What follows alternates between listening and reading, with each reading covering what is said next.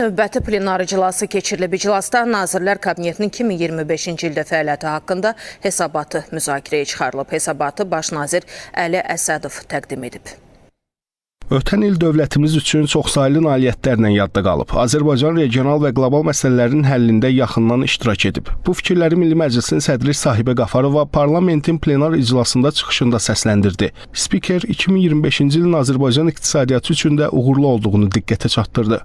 Həyata keçirilən düşünülmüş tədbirlər nəticəsində ölkəmizdə makroiqtisadi sabitlik təmin edilmiş, iri miqyaslı infrastruktur layihələri həyata keçirilmişdir.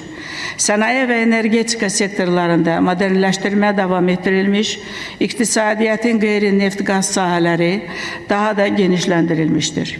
Nəqliyyat, kənd təsərrüfatı, rəqəmsal transformasiya, turizm və innovasiyalar sayəsində önəmli tədbirlər görülmüşdür. Bu hesabat dövlət idarəçiliyinin effektivliyinin, həyata keçirilən islahatların nəticəliliyinin, ölkəmizin strateji inkişaf istiqamətlərinin və bütün bölgələrimizin dirçəlişinin aydın güzgüsüdür.